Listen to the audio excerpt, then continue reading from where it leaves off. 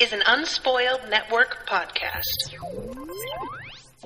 This is Spoil Me, covering Parable of the Sower, chapters 13, 14, and 15, brought to you by Denise. In these chapters, you thought things were bleak before? It doesn't get anywhere close to how bleak these chapters are. I saw it coming, and yet I was still not ready. Welcome to Spoil Me.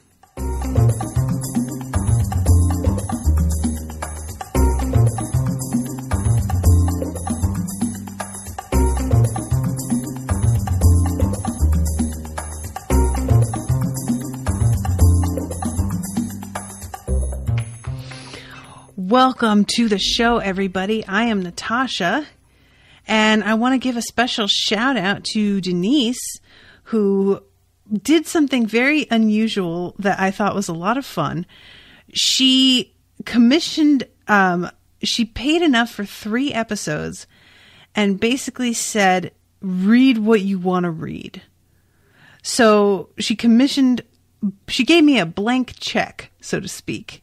Read or watch what you want to read, I should clarify, because they were just for, base level, and essentially gave me free rein to pick something that had not gotten a booking for like the next episode yet, that I was dying to read more of. So I chose Parable of the Sower because I've been really enjoying it. It's very different in tone than a lot of the other stuff. There's no magic, for one thing, and almost everything else I'm covering, other than like Veronica Mars, which doesn't fall into the same category in any way. It's just so much more real world apocalypse versus like some sort of magical apocalypse, zombie apocalypse, anything like it's just really real world, and it's upsetting in that. So I've just been really curious to find out where the story is going, and now I kind of have my answer. This trio of chapters was unrelenting in how depressing it was. And it's really, really well written. And I'm really curious about where everything is going. But goddamn, it's a lot. So I'm going to back things up right here. Chapter 13 starts with the phrase, "There is no end to what a living world will demand of you," which we find out, I was going to say firsthand, really secondhand, not too far from now. And the chapter starts off with how they have a funeral for Lauren's father, even though they never found him. And she's saying, "We're sure he's dead. He would find a way to come home if he were alive, so we're certain he's dead." No, we're not certain. We're not certain at all. Is he sick somewhere? Hurt? Held against his will for who knows what reason by who knows what monsters? This is worse than when Keith died. So much worse. As horrible as that was, we knew he was dead. Whatever he suffered, we knew he wasn't suffering anymore. Not in this world, anyway. We knew. Now, we don't know anything. He's dead, but we don't know. And that's exactly what I was saying in the last episode, was like living with that kind of uncertainty and never getting closure is like a very real fear of mine, a real nightmare that I have. It's just, I don't know, there's something about that in particular, living that way, that I find to be exceedingly frightening. And I really think it has to do with my control issues and that just being absolutely out of my control. So the Garfields left for Olivar today. Philida, Jay, and Joanne. An armored KSF truck came from Olivar to collect them and their belongings, which I don't know what I expected, but I definitely didn't think that whoever signed up for Olivar was going to get escorted in this way. It's an interesting, I want to treat it as if it's a clue, even though I don't necessarily think it is, because I kind of tend to agree with what her father's suspicions were and her own suspicions. And this makes it look like, oh, we're going to be there for you and help take care of you, which I feel like it's the company putting their best foot forward to like present a ideal scenario to people so that those who have been considering going but weren't sure can see the kind of protection that they would have on their way there, and can see the kind of resources that the place has at their disposal in being able to send a truck and send people. And these trucks are really jacked with protection. Those two guys with their uniforms, pistols, whips, and clubs looked more like cops than movers. No doubt they had even more substantial weapons in the truck. My brother Bennett said he saw bigger guns mounted inside the truck when he climbed onto the hood. But when you consider how much a truck that size is worth and how many people might want to relieve them of it and its contents, I guess the weaponry isn't surprising. The two movers were a black and a white, and I could see that Cory considered that hopeful. Maybe Olivar wouldn't be the white enclave that Dad had expected. So again, I feel like that's calculated also. I feel like they purposely sent out mixed race crew members in order to send a kind of message. It's like it's a weird advertisement, if that makes sense. So yeah, I mistrust this entire situation. And then we get the question raised on whether Cory would be interested in going to Olivar. And the fact that now that her father, Lauren's father, isn't around, there's nobody to stop her doing this. But even if she did, Lauren says, I don't think we have a prayer of being accepted. The insurance company isn't going to pay, or not for a long time, but for her father's death, because there's no body. They can't prove he died. They don't have the salary from her father. And that's the main reason that Cory is considering it, is that what are they going to do for money now? And we could starve many times over in 7 years, which is the amount of time without proof he can't be declared legally dead for 7 years. So this, makes her wonder whether or not the plans that Cory has might involve her getting a job herself. Not Cory, but Lauren, which seems reasonable until you remember how young Lauren is. But gotta do what you gotta do, man, After the truck pulled away, I found Curtis and took him back to the old dark room to make love. We hadn't done it for a long time, and I needed it. I wish I could imagine just marrying Curtis, staying here, and having a decent life with him. It isn't possible. Even if there were no Earthseed, it wouldn't be possible. I would almost be doing the family a favor if I left now. One less mouth to feed.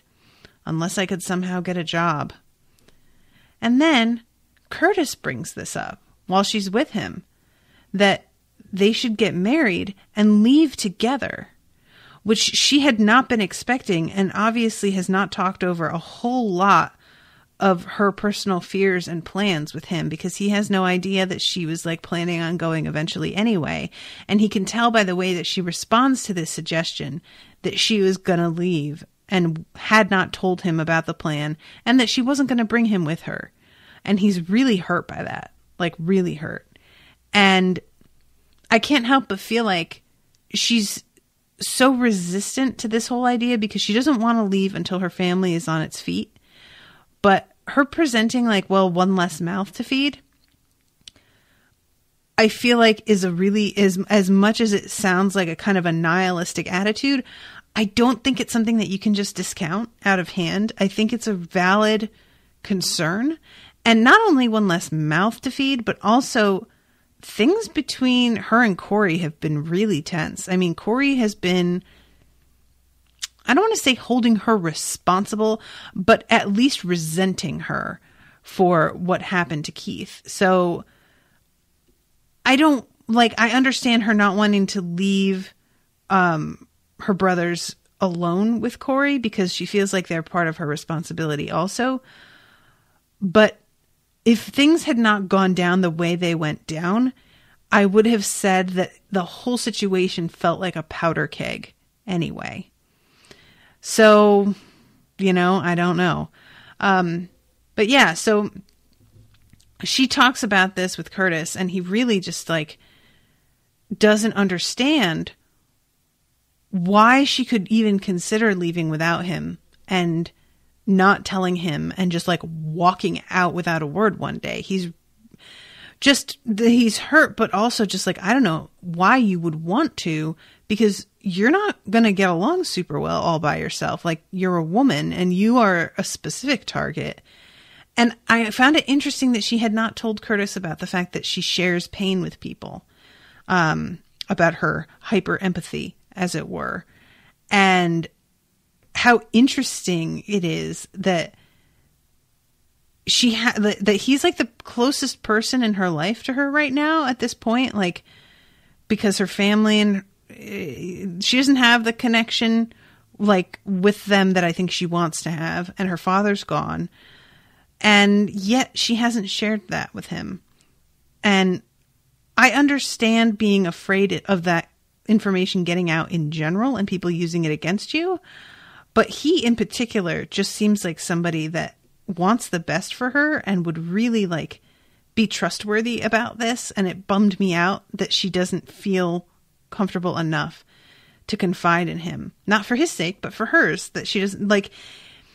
There is no feeling that I have personally experienced. Like, I'm a really lucky person in that I haven't had a lot of loneliness in my life. Like, it's always been easy for me to meet romantic partners. It's always been easy for me to be surrounded by people that I was friendly with. I might not have had a lot of like really, really close friends, but I've had one or two, and that's really all I've wanted. And I've always felt like if I needed to be hanging out with somebody, I could find somebody.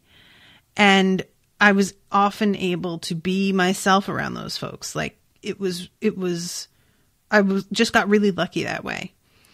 But not being able to trust your partner, especially when your partner is one of the most important people in your life in other ways, is just a really tough thing to feel. And obviously she's not in the same situation that I was when I was married, because this, she's got her family and she's young and their whole deal is very informal. But that was some of the loneliest years of my life, was being married to somebody that I did not feel wanted to be with me, that I didn't feel respected me or understood me in a real way. And not only did they not understand me, but they didn't want to. They had no interest in it. And if they had shown an interest, and really, I would have opened up immediately, but I never felt like that was there. And it's sad to me that he is showing an interest and she still can't really do that. Like, it's just a symptom of the situation that she lives in, like she can't really trust anybody. And that's incredibly depressing. It makes you so much more isolated, So this whole conversation ends basically with her being like, I do want to marry you, but I can't right now. My family is still struggling. I do like the idea of going away with you also, but we can't do it right now. And I don't want to marry right now. Just wait for me. And he's sort of like, he shook his head in obvious disgust. What the hell do you think I've been doing? So then we go to It's Christmas Eve. Last night, someone set fire to the Payne Parish house. While the community tried to put out the fire and then tried to keep it from spreading, 3 other houses were robbed. Ours was one of the 3. Thieves took all our store-bought food: wheat, flour, sugar, canned goods, packaged goods. They took our radio, our last one. The crazy thing is, before we went to bed, we had been listening to a half-hour news feature about increasing arson. People are setting more fires to cover crimes, although why they would bother these days, I don't know. The police are no threat to criminals, which is really something. People are setting fires to do what our arsonist did last night, to get the neighbors of the arson victim to leave their own homes unguarded. People are setting fires to get rid of whomever they dislike, from personal enemies to anyone who looks or sounds foreign or racially different. People are setting fires because they're frustrated, angry, hopeless. They have no power to improve their lives, but they have the power to make others even more miserable, and the only way to prove to yourself that you have power is to use it. That is so bleak. Guys, I know that Denise, when she chose this book for me to read in the first place, did so because of the current political climate and her feelings that there is so much parallel to be found in what was happening in this story to what's happening now. And the truth is, the parallels are there because this is just how human beings are. We are frightened, pathetic, predictable creatures. We just do the same shit over and over again. And have we progressed as a society in general? Okay, sure. But when you look at the grand scheme of things, the baby steps that we have taken are so much smaller than they should be.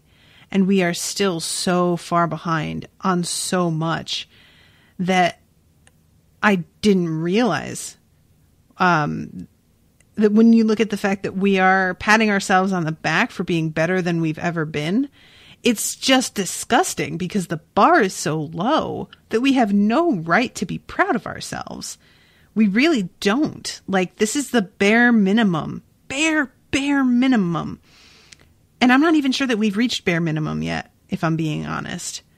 And I just, the idea of just like setting fire to houses as a means of control, like, this is not new. This is shit that has happened. And it's, I mean, y'all need to look up. There was a city in Oklahoma, I believe. It was primarily, I think it was not even just primarily, I think it was a black township. And they had grown somewhat prosperous. And this was in the 30s, 20s. And it was bombed by white supremacists. Entire town. Bombed. Straight up. Just did it. That's not even 100 years ago. Like, this is shit that's in our DNA. And we can try and be like, well, I'm not like that all we want. And maybe that's true. But you don't know that. Like, you can hope that you're not that way. But we all have our shit, our weird prejudices and hang-ups that we can't get past. There's always a line. And we can be such humanitarians and so compassionate up until that line. Depending on who we are, that line may be way further back. But it's just super upsetting to see how much what is in this book is very familiar. Like, familiar today, not even historically familiar. Present familiar. Denise says, very true, but still kind of scary to think this might be where we end up. Oh, definitely. I mean, yeah, it feels like, and I'm not soapboxing here, I promise. I'm just saying right now, it feels like things will have to get really bad before anybody can really step forward to do anything. Because there has been some strange, and this is the thing that's really like, hammered home, I think, in the first couple of chapters, that Lauren also thinks that things are going to get really bad. And despite this, like, absolute hellscape outside their walls, almost nobody agrees with her. The evidence is right there that things are already horrific. And yet nobody wants to see that this is predictive of what's going to come. So there's this, like, weird idea that we have as a society that because we have been progressing, that's just a natural function of society, that it progresses, and that is not true. Progression happens because we make it happen via rebellion and violence. And I mean it with violence. Violence is not optional. Nothing has ever changed in a real way without there being actual physical confrontation. Even shit like the suffragettes, they were tortured. They were locked up and had tubes shoved down their throats and were force-fed and chained to chairs for asking for the right to vote. That's all they wanted, was to be able to fucking vote. And they were tortured. And again, not that long ago. And that was white women. Black women didn't have the right to vote till way after that. This shit doesn't just fall into place. You have to make it.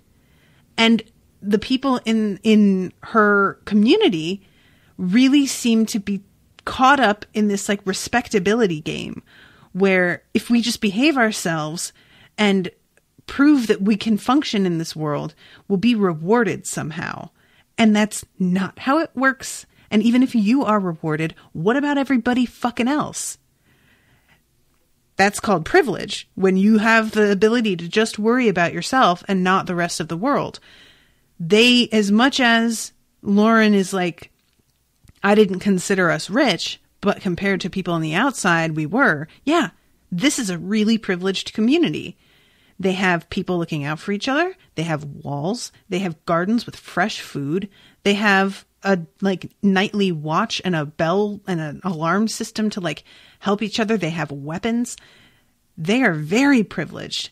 And because of that, they are able, most of them, to sit back and not worry too much because they are sure of where their next meal is coming from. And they don't feel this urgency that everyone outside the walls feels about doing whatever it takes to survive. And it's a really troubling moment when one of the people who winds up scavenging the place later tells her that woman died for all of us, about one of the women with a green painted face who's dead on the ground. Because this is the problem, is that when people who are low and and by low, I don't mean like bad. I mean like people who have been struck low and are down on their luck. When they are trying to get back some of what is theirs, they go after the people that are accessible to them. And what's accessible is often other people who are also struggling. And are they necessarily struggling as much as you? No. But those are the people that you can get to. So these scavengers are doing way worse than Lauren and her family had been. And so it's understandable that they have the resentment that they have. However, Lauren's crew is not the folks that they should be taking this shit out on. And the eat the rich kind of message behind what this woman says is so misdirected. It's like me going into like, you know, a suburb of Ohio and burning everybody's houses down and looting it. Like, not exactly. Like, go like find somebody who really, but they can't, because that's the nature of power, is that when you have it, you are elevated so far beyond where anybody can reach that the power is a protection. And it's a really horrible cycle. And it's just like reading this, it's just so frustrating because you understand where everybody's coming from, not just the people who are victims in these next chapters of some horrible shit. And I am not excusing what happens to them in any way, but the people who scavenge, I do have a lot of compassion for, because I feel like, you know, I don't know that I wouldn't feel resentment. I feel sure, in fact, that I would. I already have resentment towards people who are really, in truth, simply middle class. I see that in myself a lot. people talking about being able to, buy this or that, or take trips or do a bunch of things.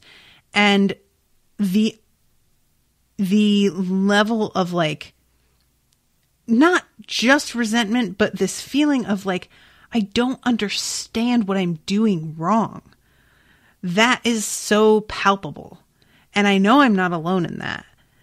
And this happens in response to people that I know and like. So I can't imagine how it would be towards people that I do not know and do not like. So it's just this like fucking stew brewing slowly. So this fire gets lit and they all go outside, and then they realize that like the fire was just a distraction and go running back to their houses. Meanwhile, this guy's Wardell, his whole family dies in this fire. It's really, really bad.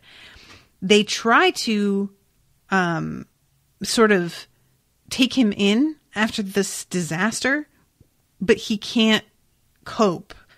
And he doesn't like being around them either, because he's like in the midst of a family when all of his is gone. And granted, they have lost their father, so it's not a complete family, but still.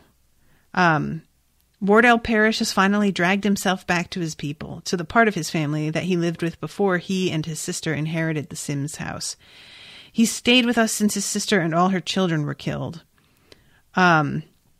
He wandered around, not talking, not seeming to see anything, not eating enough. Then yesterday he said, like a little boy, "I want to go home. I can't stay here. I hate it here. Everyone's dead. I have to go home." So today, Wyatt, Talcott, Michael, and Curtis escorted him home. Poor man, he's years older than he was a week ago. I think he may not live much longer. So, Chapter 14. Last night, when I escaped from the neighborhood, it was burning. The houses, the trees, the people. Burning. I grabbed my clothes and emergency pack and followed Cory as she herded the boys out. The bell never rang. Our watchers must have been killed before they could reach it. Everything was chaos, people running, screaming, shooting. The gate had been destroyed. Our attackers had driven an ancient truck through it. They must have stolen a truck just to crash it through our gate. I think they must have been pyro addicts, bald people with painted faces, heads, hands, red faces, blue faces, green faces, screaming mouths, avid, crazy eyes glittering in the firelight. They shot us and shot us and shot us. I saw Natalie Moss running, screaming, then pitching backward, her face half gone, her body still impelled forward. She fell flat on her back and did not move again. I fell with her, caught up in her death. I lay there dazed, struggling to move, to get up. Cory and the boys running ahead of me never noticed. They ran on. I got up, felt for my pack, found it, and ran. I tried not to see what was happening around me. Hearing the gunfire and the screams didn't stop me. A dead body didn't stop me. I bent, snatched up Edwin's gun, and kept running. Someone screamed near me, then tackled me, pulled me down. I fired the gun in reflexive terror and took the terrible impact in my own stomach. A green face hung above mine, mouth open, eyes wide, not yet feeling all his pain. I shot him again, terrified that his pain would immobilize me when he did feel it. It seemed that he took a long time to die. When I could move again, I pushed his body off me. I got up, still holding the gun, and ran for the wrecked gate. So she gets out, and she doesn't know where Cory and the boys went. She looks all over for them, can't find them. There are people running after her, and she sort of ducks aside and hides, and it seems like they are also escapees, and I think later on we wind up finding out who those people are. And overall, everything is like just being torched behind her. And she's trying to figure out like how many bullets she has left in the gun. And the whole thing is just so chaotic and sudden. And her bag that she had to grab and run out the door, thank God, thank God that she was as paranoid as she was, because that's not even paranoia. It's just common sense. Somebody else would call it paranoia, but like, the signs are there if you care to read them, everybody. I was in a cold sweat.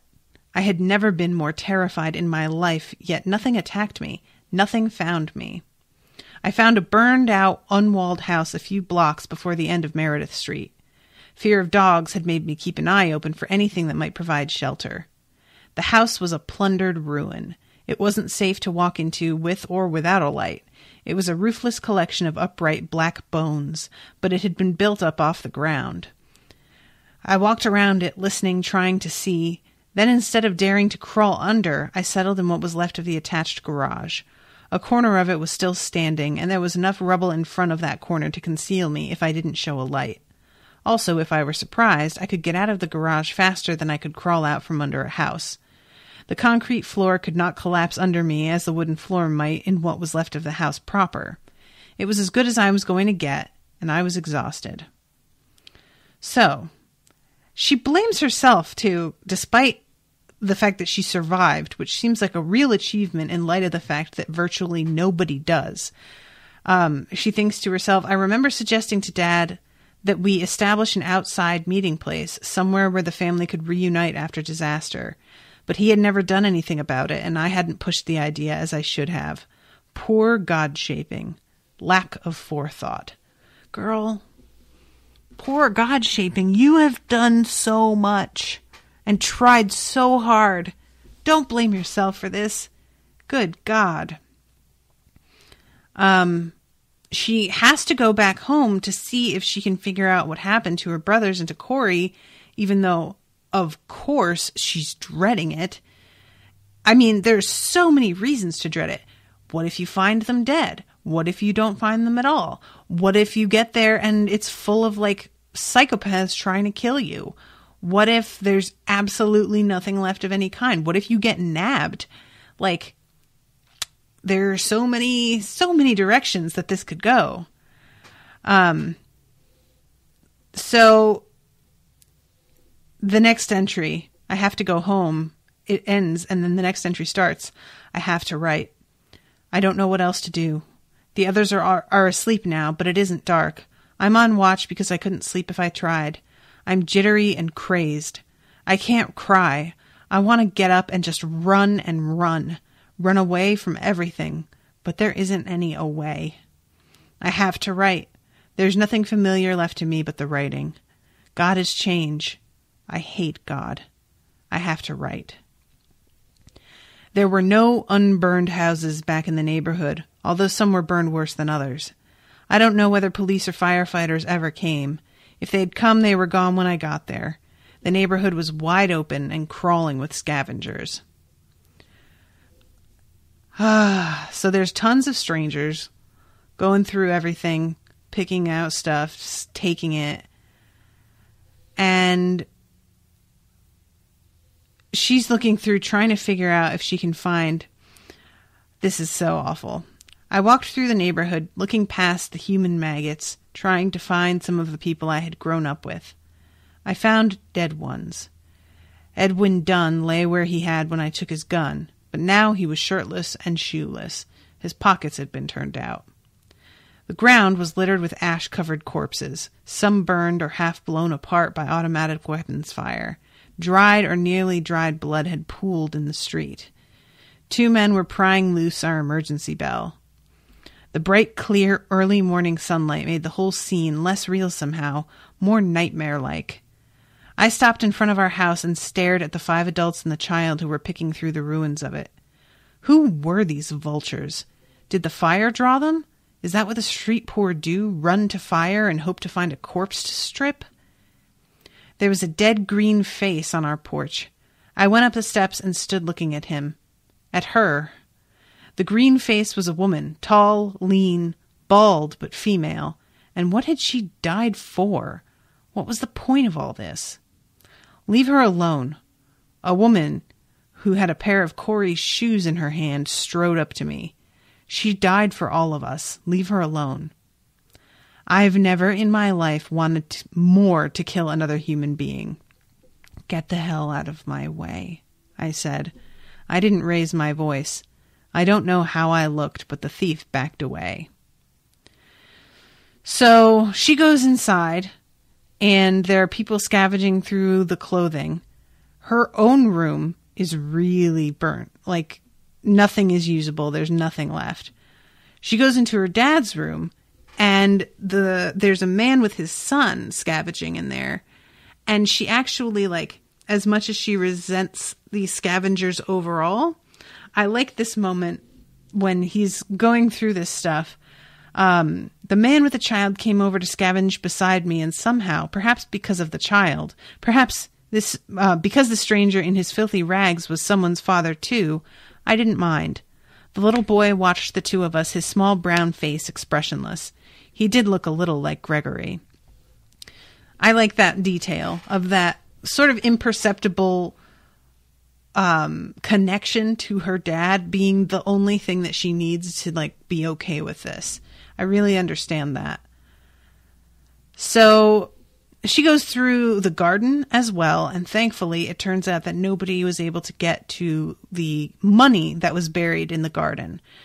Even though the rock that marks where it's buried is moved, they did not dig deep enough to even find it. So thank God for that. There was money and ammo in the bedroom, but the fire burned up all the money and all of the ammo exploded as a result. So that sucks. And so she takes as much stuff that's still usable as she can, including full sets of clothing for Cory and for the boys, because at this point she still thinks that they are alive. And she winds up just filling a pillowcase with food and then wandering back out again and starts to pass by more bodies. There are a lot of female bodies of children or tweens who are nevertheless obviously had been raped. An 8-year-old girl. It's just so horrifying. And I just can't imagine. I can't. And this is the sort of thing that, like, you know, when people get angry about immigrants coming here illegally, I just want to point to situations like this. Like, this is the reality that some people live with. And of course they fucking run. And of course they don't wait for the legal method of getting here, because that can take literal years and you may never be approved. So you just run, because otherwise you could die, and it's likely. So, this whole thing. I made it back through the gate. I didn't break down. I hadn't seen Cory or my brothers in the carnage. That didn't mean they weren't there, but I hadn't seen them. They might be alive. Curtis might be alive. Where could I look for them?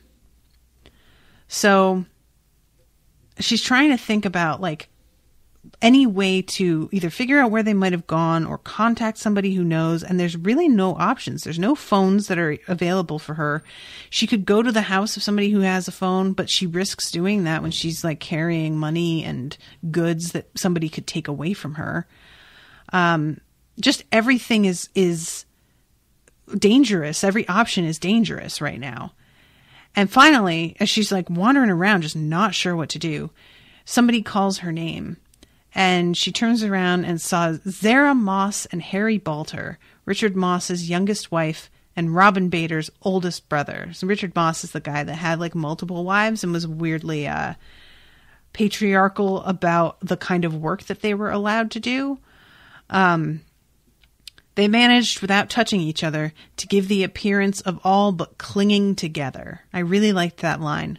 I'm trying to imagine what that would look like, and it's hard for me, but I like the line. So when she says something about whether they've seen her brothers or Cory, Zara says, dead, all dead. No, not all of them. No, did you see them? I saw most of the Montoya family, Harry said. We saw them last night. They said Juana was dead. The rest of them were going to walk to Glendale where their relatives live. And I saw Leticia Sue. She had been stabbed 40 or 50 times. But did you see my brothers? I had to ask. They're all dead, I told you, Zara said. They got out, but the paints caught them and dragged them back and killed them. I saw. One of them had me down in heat. I saw. She was being raped when she saw my family dragged back and killed? Was that what she meant? Was it true? I went back this morning, I said. I didn't see their bodies. Didn't see any of them. I saw. Your mother. All of them. I saw. I didn't want to see, but I saw. We all sat without talking. I don't know how long we sat there. Now and then someone walked past us and looked at us, some dirty, ragged person with bundles. Cleaner people in little bunches rode past us on bikes. A group of 3 rode past on motorcycles, their electric hum and whine strange in the quiet street. When I got up, the other 2 looked at me. For no reason except habit, I picked up my pillowcase. I don't know what I meant to do with the things in it. It had occurred to me, though, that I should get back to my garage before someone else settled there. I wasn't thinking very well. It was as though that garage was somehow home, and all I wanted in the world was to be there. So the 3 of them sort of partner up. Poor Harry is suffering from a concussion and is having trouble walking. He stands up with her and has to turn around and throw up. I'm really lucky in that I don't think I've ever had a concussion because they sound terrible. Head wounds in general, like any injury to the brain is just so unpredictable and strange to me that I hate the mere idea of it. I get migraines. That's about as much mental pain as I'm interested in. Brain pain. So they decide in the end that they are going to travel together to try and get to Canada or as close to as they can manage. And Zara is just like really like she had a baby in her arms that was shot dead in her arms as she was running. And Harry actually dragged the dude off her that was either raping her or trying to and saved her. And they just managed to get away barely. We didn't even really know each other before, you know? Richard never wanted us to have much to do with the neighbors, especially the white ones. I nodded, remembering Richard Moss. He's dead, you know, I said. I saw him. I wanted to take the words back as soon as I'd said them. I didn't know how to tell someone her husband was dead, but there must be a better, gentler way than that. She stared at me, stricken.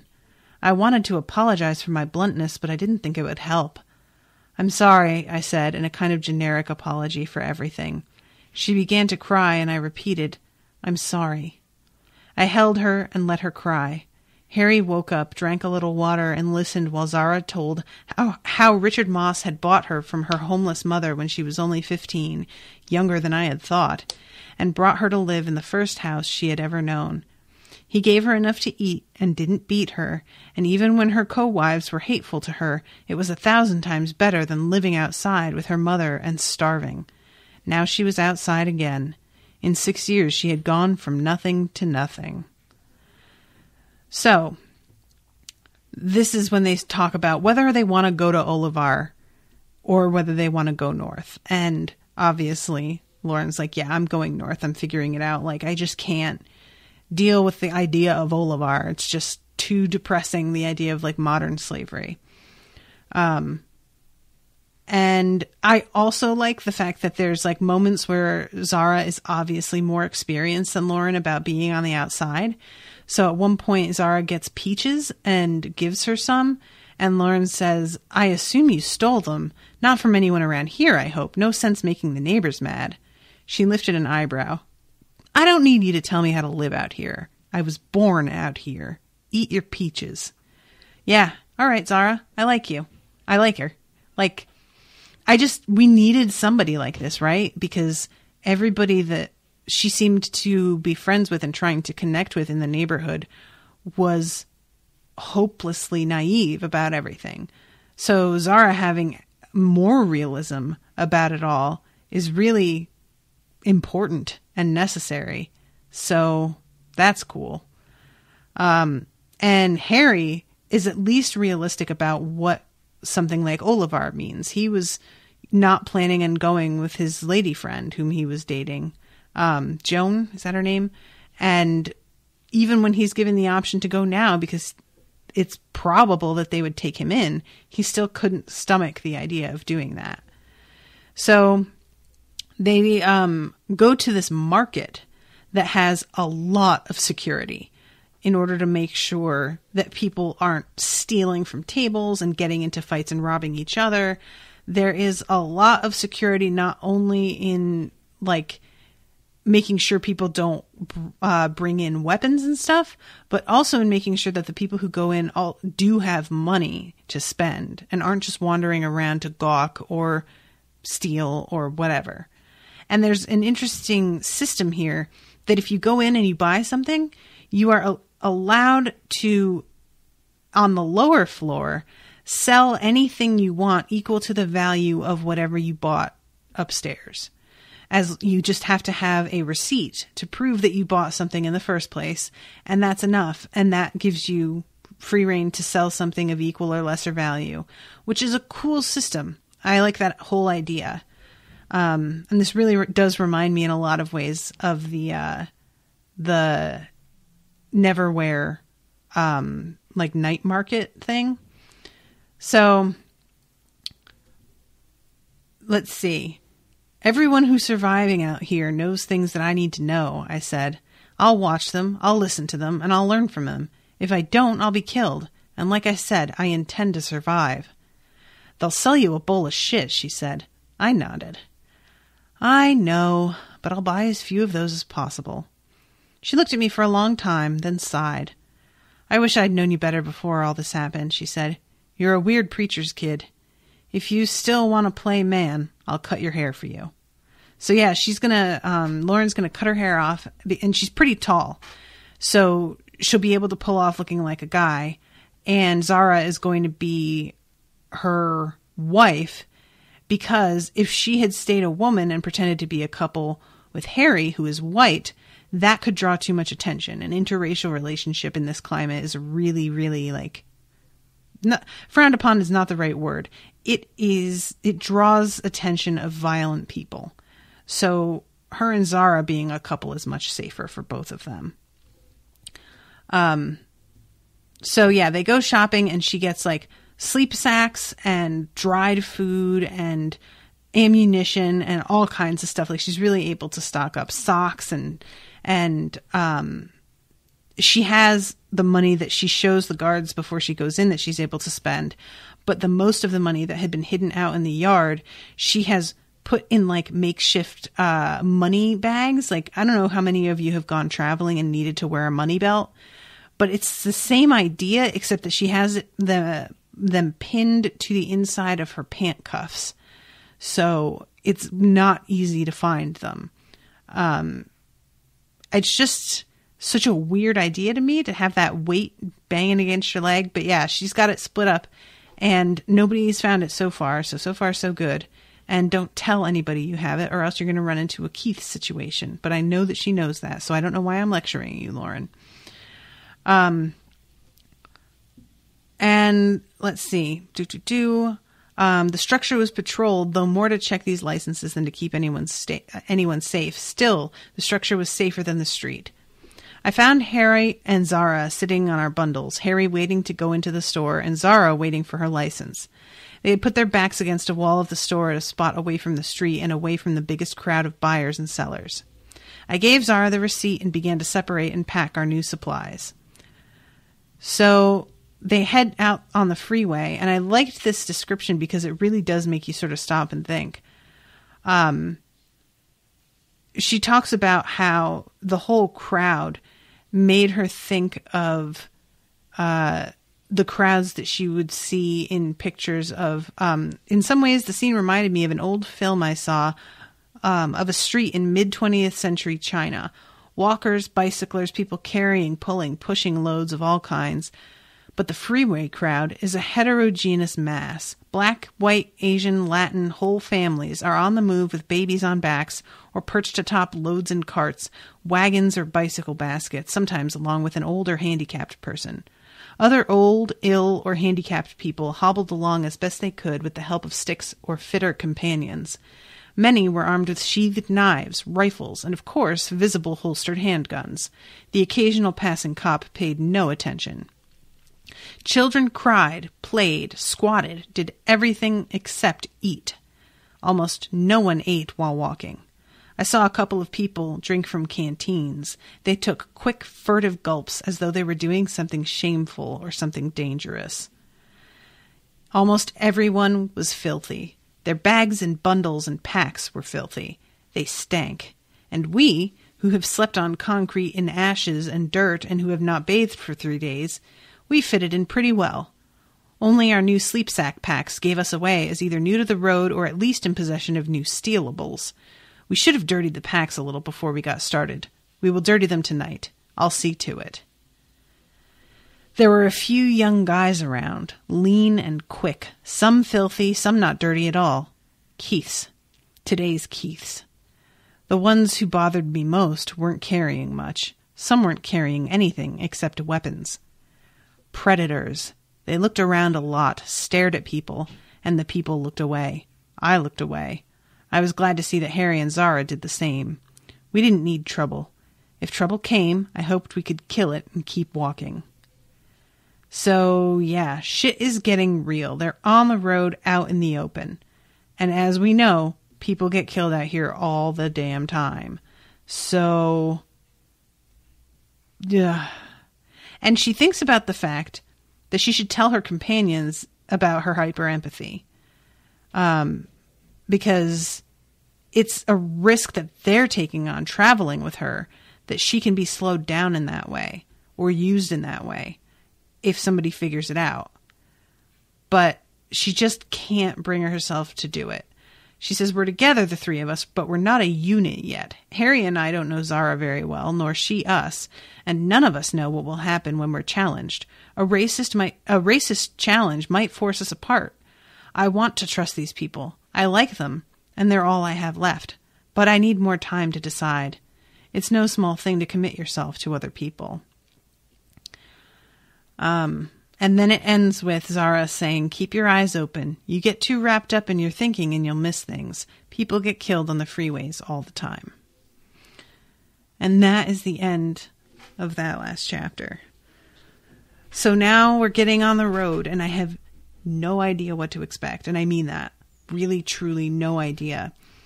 Like, is this a road trip story? Is this a story of finding another community and trying to build something? Is this a story of her, like, finding out that her family isn't dead and trying to be reunited with them? Like, Zara seems to be serious that she saw, but we also don't know what happened to her father. There is so much that could happen here. I really don't know. So, Denise, since you're the only person here, I will ask you directly if you have any questions for me before I wrap this up. But Denise, I have 2 more episodes worth of credit from Denise. So I probably will be using another one for Parable of the Sower. And the third one, I'm not sure. I might use it for Parable. I might decide that I really need to read something else that hasn't been booked in a while. So I will keep you all posted on that and let you know. But I'm just dying to know where we're going with this story, because I want to think that there has to be something good that happens soon. I mean, even just her meeting these people is something good, but it's like bottom shelf good, where it's like, well, you didn't get murdered and raped. So yeah, I really have no idea. And I'm just so curious because I've never read anything by this writer before, and I'm just not sure what her deal is, really. I don't have a sense of her yet. So, yeah, Butler is new territory for me. All right, everybody. Well, thank you all so much for listening. Thank you again to Denise for giving me the freedom to choose what I was going to cover this time. I really appreciate it. It's been really nice. And I hope you all are enjoying the coverage, and I will see you soon with a new episode. Toodaloo, motherfuckers.